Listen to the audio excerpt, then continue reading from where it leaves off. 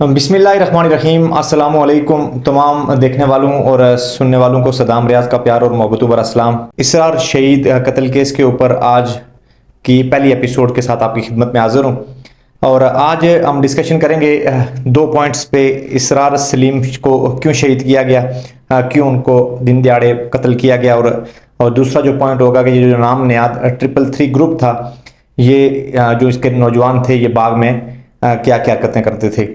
ان دو points کے اوپر آج بات کریں گے اور کوشش کریں گے کہ مختصر اور سادہ الفاظ میں آپ تک بات پہنچائی جائے۔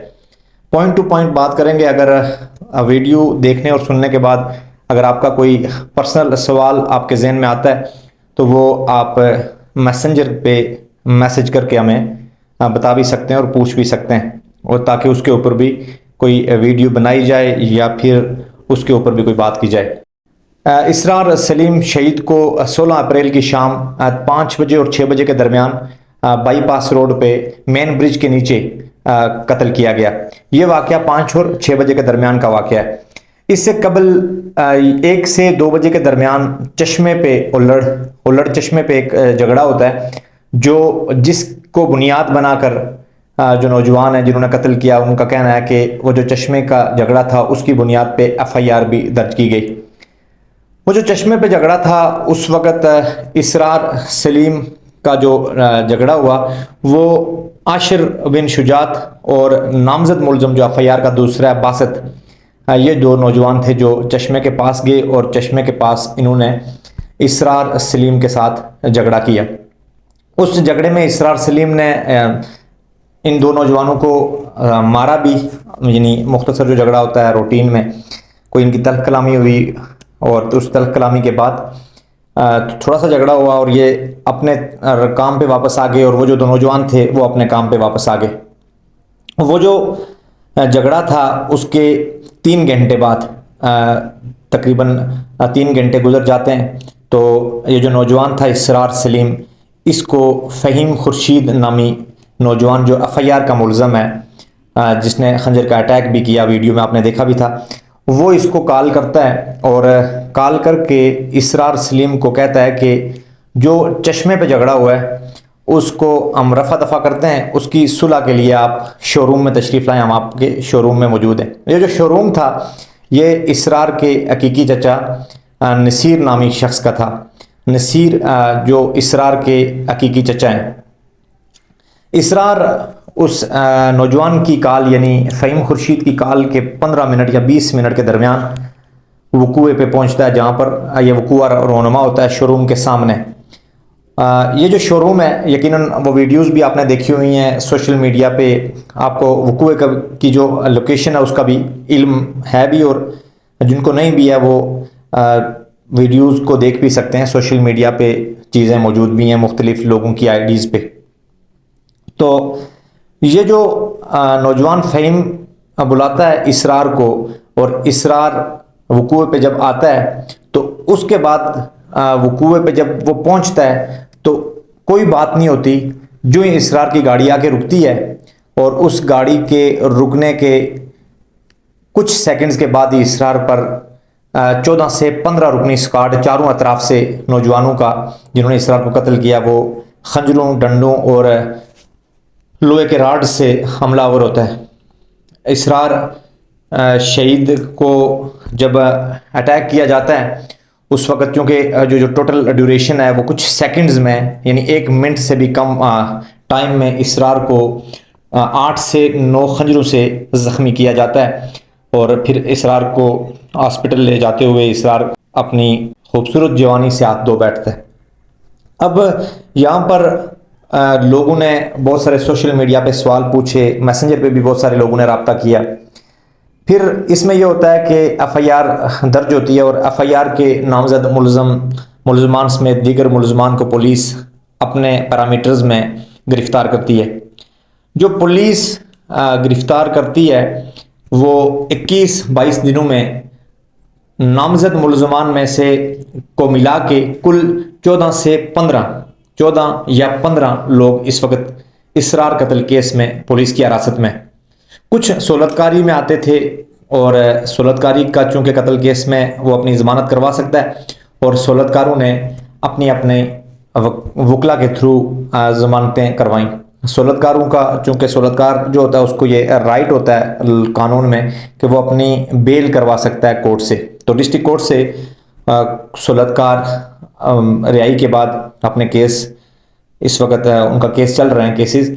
ایک سہولتکار تھا شوکت، جو واپس اس کی پہلے ضمانت ہوتی ہے، پھر عدالت اس کی ضمانت کو منسوخ کرتی ہے اور پھر وہ اس وقت پولیس کی تحویل میں ہے۔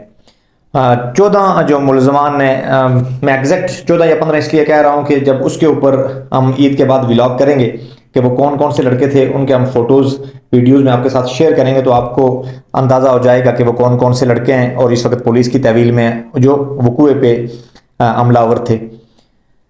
اس ایف آئی آر میں ایک شخص تھا جو نامزد ملزم تھا، شجاعت، جو کلری کا رہنے والا تھا، جو والد تھا ایف آئی آر کے نامزد ملزم اشر بن شجاعت اور عمر بن شجاعت کا۔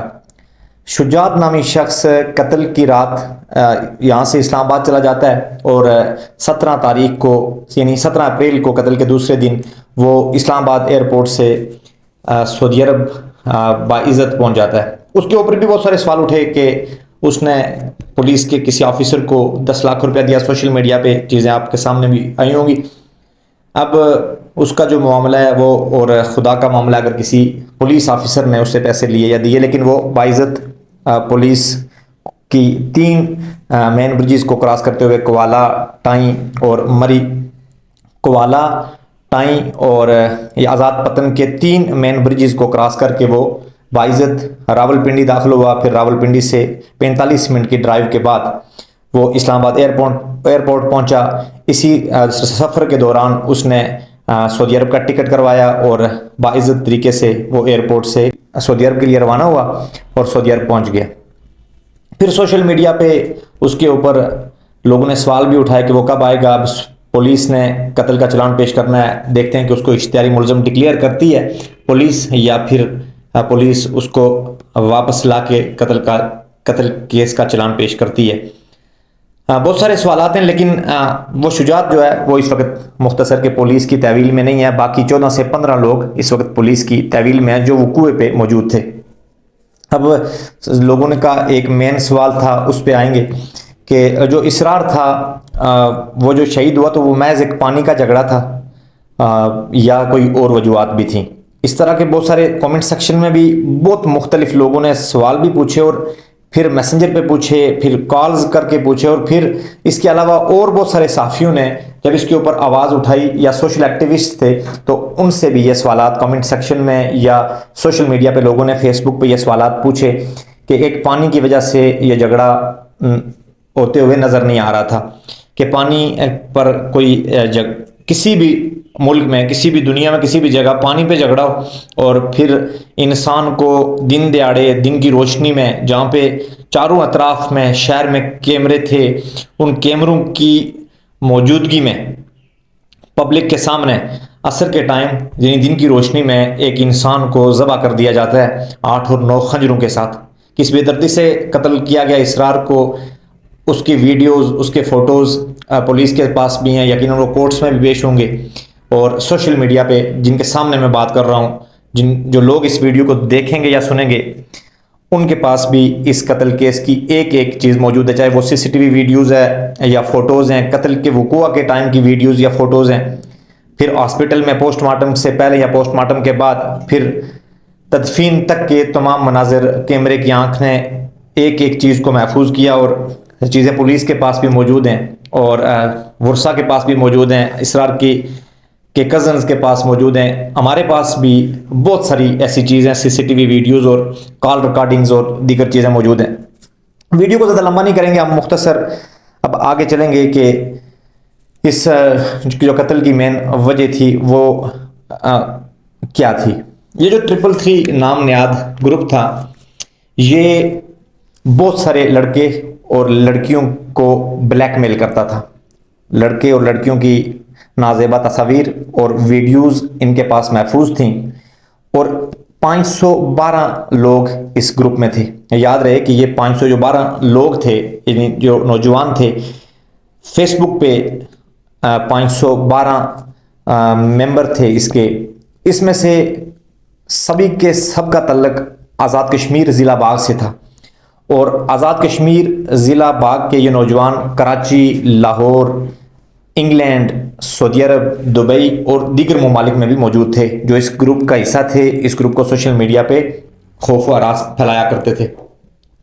یہ جو گروپ تھا، اس میں جو لوگ باغ میں تھے، اس میں جو وقوع پہ لوگ تھے، یہ مین 5 6 7 لوگ اس قتل کے جو نامزد ملزمان ہیں، وہ لوگ بھی اس گروپ کو لیڈ کرتے تھے۔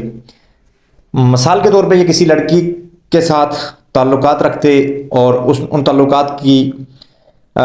تعلقات کے بعد وہ اس کے فوٹوز حاصل کرتے۔ کسی لڑکے کے ساتھ تعلقات رکھتے تو اس کے نازیبہ فوٹوز لیتے اور اپنے موبائل میں سیو کر لیتے، پھر جو لڑکے تھے ان کے ساتھ یہ زیادتی کرتے اور ان کی ویڈیوز بناتے۔ پھر وہ جب فوٹوز اور ویڈیوز لڑکے اور لڑکیوں کی یہ بناتے اور پھر ان کو وہ واٹس ایپ پہ سینڈ کرتے اور ان سے یہ پیسے مانگتے تھے۔ یقیناً کسی کی بہن یا کسی کے بھائی کی یا کسی کی بھی ویڈیو کسی کے پاس ہو، اور ویڈیو اس قسم کی ہو کہ وہ کسی سے 5,000 یا 10,000 روپیہ کلیم کریں، تو مجبور آدمی بھی اپنی عزت کی خاطر وہ 5,000 یا 10,000 روپیہ دے دیتے تھے۔ یہ جو لڑکے تھے، یہ 512 میں سے جو ایکٹیو لوگ تھے اس گروپ کے، ان کی تعداد لگ بھگ 100 بتائی جاتی ہے، اور یہ 100 لوگ سوشل میڈیا پہ گروپ بناتے اور اس گروپ کی باقاعدہ رجسٹریشن ہوتی، اور یہ جو گروپ تھا، اس گروپ کے ایمز اینڈ آبجیکٹیو میں شامل تھی کہ اگر جو اس گروپ کا حصہ ہوگا، باقی تمام لوگ گروپ کے اس کو، اگر وہ غریب ہے تو فائنینشلی تھوڑی بہت سپورٹ بھی کر لیں گے، موبائل بھی لے کے دے دیں گے، اور وہ ان کے لیے کام کرے گا۔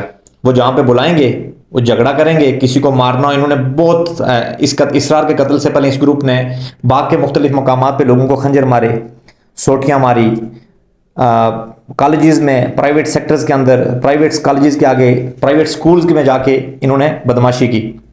بہت ساری لڑکیوں کے ساتھ ان کے تعلقات رہے، اور وہ لڑکیاں ان کے ہاتھوں بلیک میل تھی، اور وہ جو قوم کی بیٹیاں تھیں یا قوم کی بہنیں تھیں، وہ سب مجبوراً ان سے رابطہ کرتی اپنی فوٹوز اور ویڈیوز پبلک نہ ہونے کی وجہ سے۔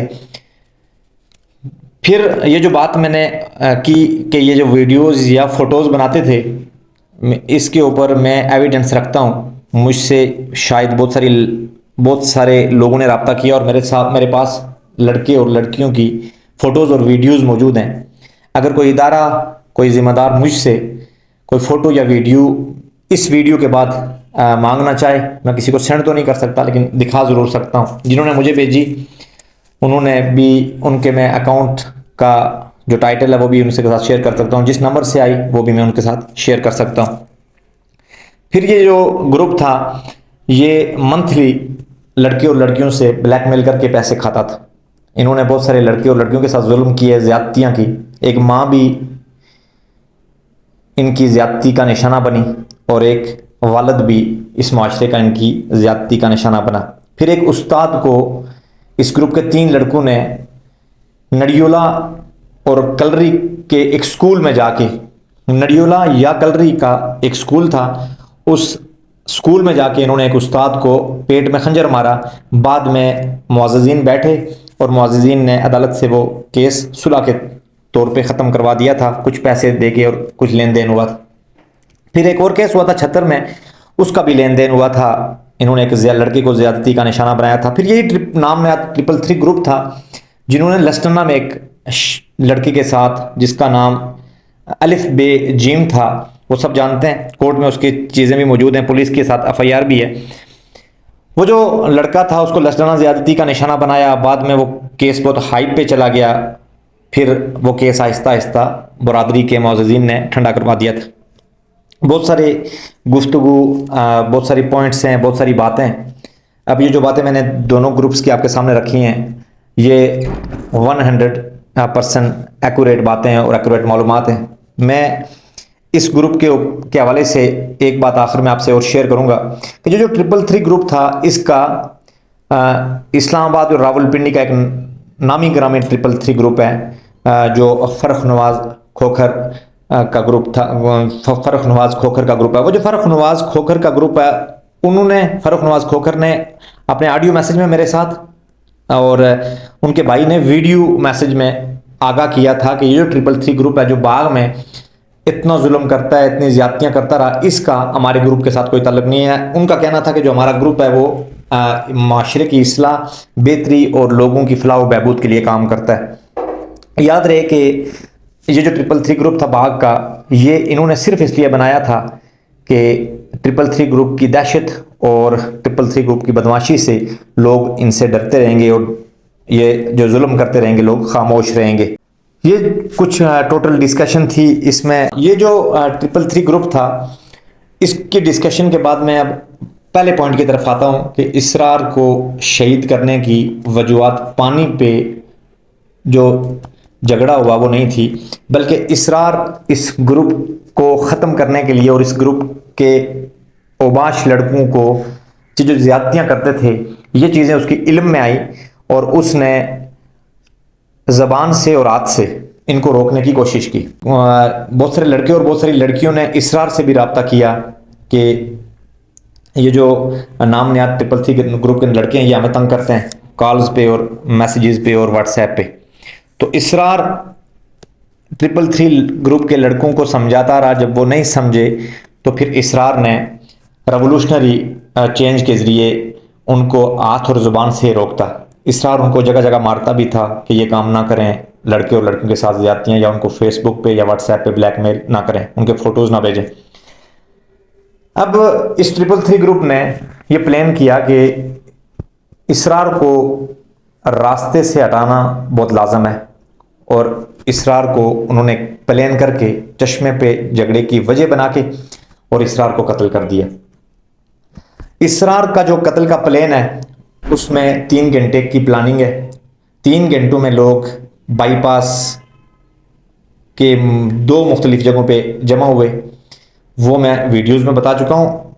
एक अली बाबा स्नोकर क्लब पे कुछ लड़के जमा हुए जो पुली पे है बाग। दूसरा लड़के 15 जो पुलिस का दफ्तर है इसके सामने जमा हुए और कुछ लड़के मोटरसाइकिल्स पे आए और उनका वेट किया गया उल्लड़ पुल पे।